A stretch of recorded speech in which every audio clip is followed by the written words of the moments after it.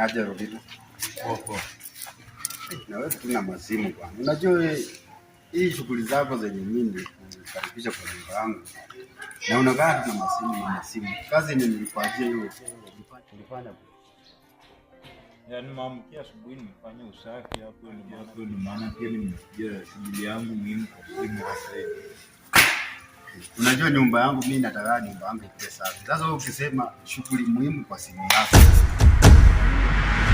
Bwana kwenu haikuwa na nyumba. Niliona unalala kwa jikoni. Mimi nikakukaribisha kwa nyumba yangu. Na hiyo nyumba unaona iko safi sana.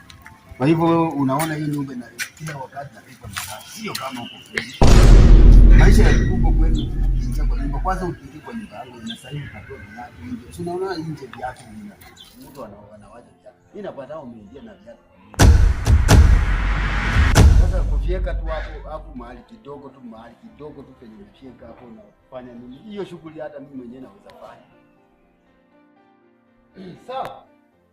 Wewe kama sasa unaona hiyo nyumba haifai wewe. Na nimekuachia hizo kazi zote ufanye. Sitakubali mimi. Hapo yenyewe nimekosea hapo lakini naomba msamaha kwa usirudie tena. Msamaha gani? Mimi hata hakuna haja ya kuniomba msamaha. Na kama wewe unaona hiyo nyumba imekushinda kuishi na maisha ya kweli, uone. Unajua mzee, kazi yenye mimi nafanya ni nyingi sana.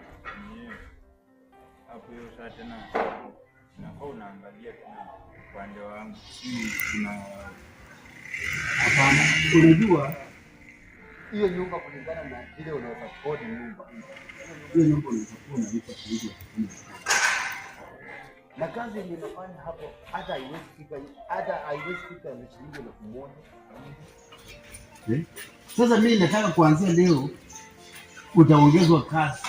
Mimi nitakuwa natembea na kufungua na nikitoka na funga unakaa hivi. Hata mvua inyeshe utakaa tu hapo.